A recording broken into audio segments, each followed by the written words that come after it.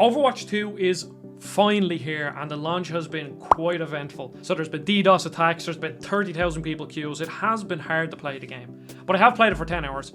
And my history with Overwatch is I absolutely love Overwatch 1. I put hundreds of hours into it, and then eventually I fell off after sort of like double shield meta because I just didn't enjoy sitting at choke, spamming shields, destroying shields, and just hoping to get a kill.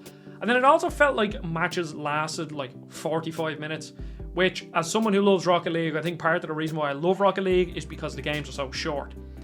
So if you fell off Overwatch 1 and you had played it a lot, then this review is for you, because that's exactly where I'm coming from. So as I said, I put 10 hours into Overwatch 2. So will it bring you back in?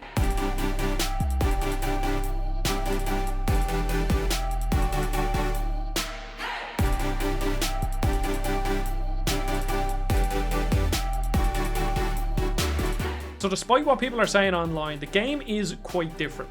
So firstly, the biggest change is they changed it to 5v5 instead of 6v6. So now you have 1 tank, 2 DPS, and 2 supports. And it just changes how the game plays. As I said, when it came to double shield meta, just sitting there with Orisa and Sigma, sitting on a corner, I send out my shield. When that breaks, I use the sucky-inny ability of Sigma, and then Orisa, whoever's playing Orisa, drops her shield, and then, you know, it just constantly went like that. Shield, shield, destroy, shield, and it just, I don't know, I gave up on it eventually. So it was to do with the pace of the game, really. Obviously, as I said, shields made the pace just grind to a halt. So with 5v5, the pace of the game is completely different. It's significantly faster, because now if you kill one person on the other team, if your team are good, then that's kind of the fight over. So in this instance, tanks have been changed quite a bit. So shields don't play as big a role. There's still Reinhardt, there's still Sigma, but I think they're the only 2 tanks that still have shields. Orisa doesn't have a shield anymore. But like, I was playing Junker Queen earlier, and with Junker Queen, her whole thing is kind of getting right up there, shooting people, and then throwing her knife and using her melee attack to then regain health off people. So her playstyle is really aggressive. And then obviously the same thing as Doomfist. Like, Doomfist is a typical dive character where he just goes in, deals a lot of damage, comes back out, like takes a lot of the aggro. And then even Winston, actually no, Winston still has a shield, but now Winston has changed slightly where he has a right click ability. I think the pace of the game is a lot better. I personally really enjoy it. I've been absolutely hooked on it. Like, I played 10 hours in like 2 days pretty much, like in a few sittings. And usually with Overwatch and other multiplayer games, I only really play them solo, or I only play them as a team. But I've played this game solo for probably maybe 6 of them 10 hours, and I just can see myself just constantly playing. Like, I'm fully back into Overwatch now. So then the next biggest change, as I said, is a lot of heroes have been tweaked. Some really massively changed, and some, you know, slightly, just a few little tweaks. So the really big ones are, say, Doomfist, who's now a tank. And I haven't actually played as him because I never really enjoyed playing Doomfist. I always just found them a bit too complicated. Them sort of go in, just cause a load of shit, and then jump back out characters never really suited me, except for Tracer. But Doomfist is now a tank, and they changed one of his abilities where he puts his fist up and he can absorb a load of damage, and then it like overcharges his next punch. So again, in that instance, even though he kind of technically has a shield or an absorb ability, it's all to do with him getting back into the fray because it supercharges his next punch. There's other dive characters like Winston. He has slightly changed where he now has a charged up right click ability. Who else? Orisa has been completely changed. Now, some of these characters might have been changed before the end of Overwatch 1, but I wasn't playing Overwatch 1 at the time, so this is all new to me. And then Orisa has changed completely. She no longer has a shield, she has a javelin throw, and then she has this spinny javelin ability where you just run at people. So again, you're no longer, as Orisa, sitting behind a shield. You are charging into the fray, and you are soaking up loads of damage instead of just hiding behind a shield, because obviously, again, that got quite boring. There are 2 new characters, which are Junker Queen, who is a tank, and Kiriko, who isn't in comp yet, but I did play a bit of Kiriko in quick play. And she seems like my kind of character. I'm a support main, and I love supports that aren't Mercy. Basically, the supports that their whole game isn't about healing. I like playing Zenyatta. I'm a Lucio main, I guess. And then I can play Moira, and I can play Ana as well. So Kiriko is like a completely new character, and she has these kunai that are probably a bit overpowered.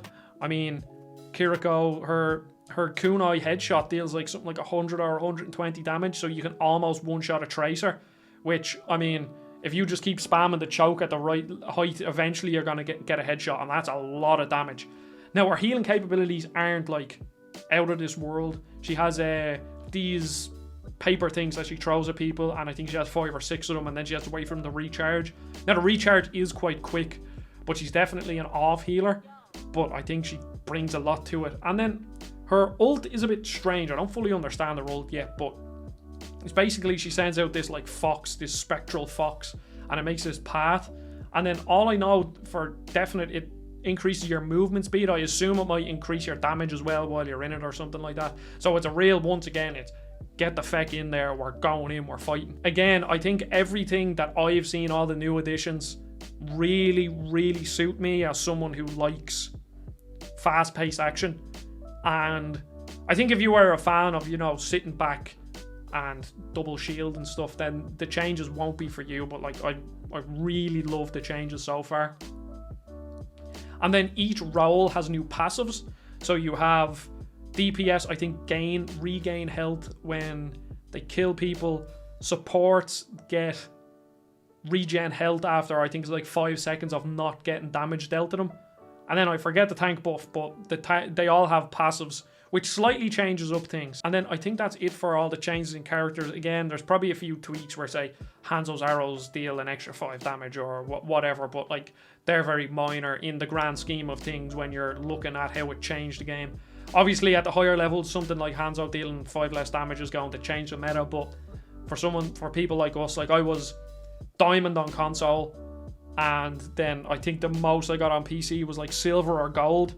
Now, I didn't take PC as serious as console, but console is a lot easier than PC, so I was like a diamond-y, gold, platinum-y player maybe, I don't know. Right now I'm bronze in everything. I'm like bronze 2 tank, bronze 4 support, and bronze 3 DPS, I think. But I will be able to climb out of them ranks. I just don't know how far I'll be able to go. And then on top of that, there's a new mode and a few new maps, and a few old maps aren't there.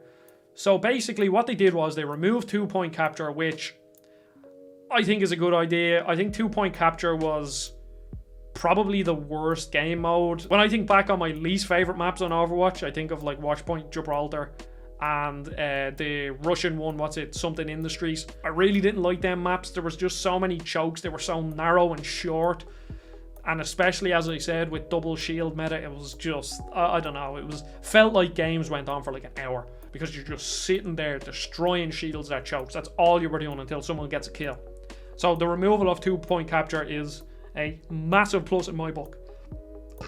And then the new maps, so far, I love them. Maybe in the future I'm going to realise I hate them, because I liked Junkertown when it first came out, but Junkertown is my least favourite map in the whole game, I think. I just hate it. So maybe in the future the new maps might, you know, I mightn't like them. But so far they're nice. And then there's a new game mode. I don't know what it's called, but basically it's like a 2-way payload push, except he's a robot. And the robot moves really fast. So the whole aim of this, there's a robot in the middle. And when we're on the point, the robot moves towards their spawn. And when they're on the point, the robot moves towards our spawn. And throughout the map, there are these little barriers the robot has to push, so he doesn't move fast there. So they're almost like the naturally made chokes. And then again, this goes towards the pacing of the game. If we're pushing the robot all the way up, and then we all die, and they contest the robot again, the robot doesn't like slowly move like a payload. He literally sprints constantly back and forth. If you're in a good game that's well balanced, it's just a constant back and forth. And again, it just gives you more fights. It just ups the pace of the game, which is, I think, what the game needs. So as someone who has put a lot of time into Overwatch and then fell off, I'm really into this game. I can seriously see myself playing this for hours, like pretty much every single night when I get the chance. So like, I'm really happy with the changes. Now, I'm sure there's going to be people that prefer the way Overwatch 1 was laid out, and unfortunately the game has been shut off. I mean, that is, you know, it's a bit weird, but I love it. Like, I genuinely adore this game. It kind of just reminded me of how good Overwatch can be. Like, I know people give out about Overwatch, the changes to the meta, different things, you know, the servers are crap now, people don't like Blizzard. But at the end of the day, Overwatch 1 was one of the most well-made multiplayer games ever created.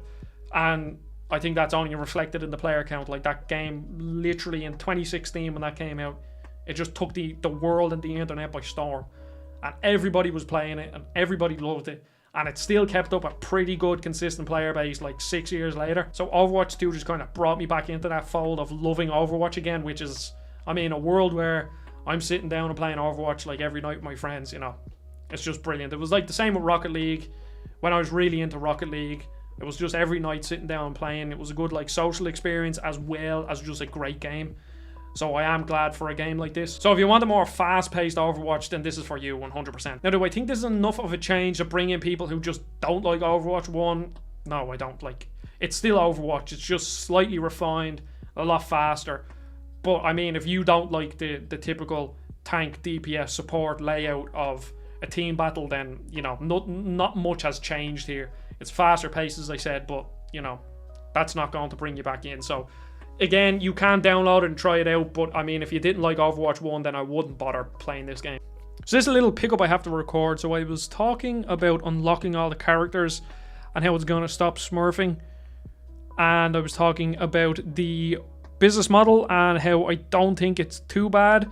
But then I figured out that you have to get to level 55 to unlock Kiriko if you don't buy the premium battle pass, which I think is slightly too much. Like, maybe if they said get to tier 30 or something, like tier 55 is going to take quite a lot of time, so I don't like that.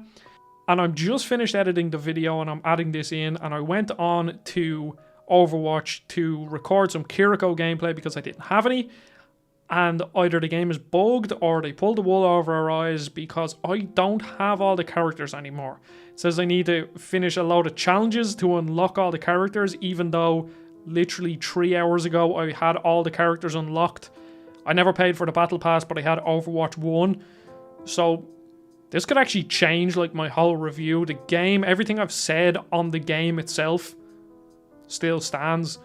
But the business model, if this stays true, which I will update you in the comments, this is not good, because Overwatch 1, they said if you had Overwatch 1, you'd unlock all the characters, which is fine by me because I've already played loads. I don't want to unlock a lot of characters that I've already used and I know how to play. So yeah, I'll keep you updated in the comments, but I'm hoping this is a glitch, but if it isn't, then I'm just going to cut out everything I said about the business model, because then the business model really sucks because they promised a certain thing and now I don't have it. But again, it could be a glitch because the servers are affected, so I'll update you in the comments. Now it's time to talk about the business model and the kind of new player experience. The new player experience is quite weird. So since I already owned Overwatch 1, you load up Overwatch 2 and you already have all the characters unlocked and you have ranked mode unlocked, because obviously it assumes that you have played a lot of Overwatch. And, you know, that was grand. But if you have it brand new on a brand new account, you have to unlock all the characters. And they use this as kind of like a new player experience to bring you in and to teach you the ropes so you have like a handful of characters to learn, and then as you go along you unlock more, so then you can learn them, which I don't know, it sounds to me like it's just a lot of unnecessary grinding to unlock all the characters. Now on the other hand, this will fix a lot of the smurfing issues, so you can definitely see that Blizzard are trying to get over the smurfing issues, because I mean, I can't count the amount of times I've been in a lobby and on the other team there's this Genji that is very clearly not anywhere near the rank we're in, and he just gets like 60 eliminations. Every single ultimate he does just wipes out the whole team. So I am thankful for it. So they've added in that so that it will kind of discourage people from making new accounts if you have to then unlock all the characters. Like, let's say for argument's sake you have to play 10 or 15 hours a game to unlock all the characters. Not many people are going to bother creating smurfs just to, like, you know, smurf basically. And then they also added in the phone number thing. Now there has been some issues where you have to authenticate your account with a phone number. And there have been some issues with people in America with prepaid phones. Now over here in Ireland, prepaid is like a normal thing. Some people have billed, some people have prepaid, but I haven't heard any issues of people trying to connect their phone. But in America, apparently it's a bit weird. So they're taking the right steps and getting rid of smurfs, which obviously I think is a positive. Now that might turn off new players, which is probably, I mean, for me personally, it's great because I don't want smurfs in my game, but it's also bad that, you know, it might discourage people who otherwise might love this game from getting into it if they need to put in, you know, X amount of hours to to unlock all the heroes. I've heard it's similar to the way League does it. Now, I don't know, I've never played League. So maybe, like, you know, if it works in League, then it'll probably work in Overwatch. But I think if my friend was trying to get me into Overwatch and said, oh, you only have to play like 5 or 10 hours to unlock all the characters, I'd probably be like, nah, I don't really care. And then I'd move on, never get to experience Overwatch. So it is a negative there. It's, you know, it's a double-edged sword. It has positives, it has negatives, has pretty much everything. But for me personally, it's a net positive just because it will hopefully deal with a lot of smurfs. And then the business model. So this game is 100% free to play. There's like a battle pass, there's skins, there's a shop. I mean, people, I don't know, people get really annoyed about these things, but I genuinely do not care about anything like this. Once they're not forcing me, if it's about skins, if it's to unlock characters, so let's say next battle pass there's a new character and they're like, alright, you have to reach tier 60 and buy the battle pass to unlock the character, then that becomes a bit of an issue if you have to buy it, fair enough. But if it's a battle pass that's basically just cosmetics, I don't care. Cosmetics are cool. Like in a game like Rocket League with the Rocket Pass, I usually buy the Rocket Pass because I play Rocket League so much, and I mean, I may as well. And then most of the time you regain the coins to be able to buy the battle pass, which you can't do in Overwatch 2, which is a shame.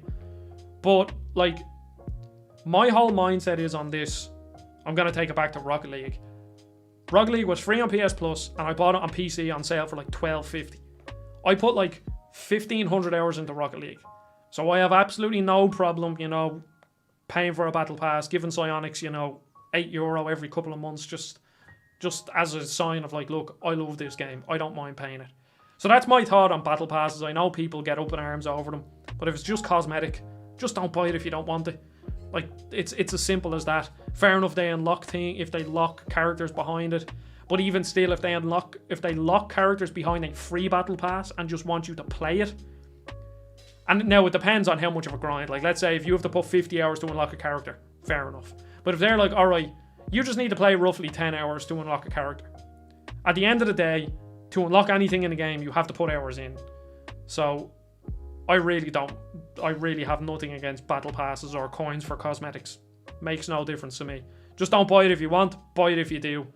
I'm not going to judge anyone. Just fucking do it. But there's my review for Overwatch 2. I am going to play this game again. I was actually supposed to make this review earlier on today, but I just didn't want to because I was playing too much Overwatch. I will probably stream this game soon enough, so keep an eye out for that. Thank you for the support on my Steam Deck review. It hit the algorithm and got like nearly 4,000 views. Insane, but thank you very much. And I'll see you all on the next video. Don't forget to subscribe, follow me on Twitter, join the Discord, blah, blah, blah. Goodbye.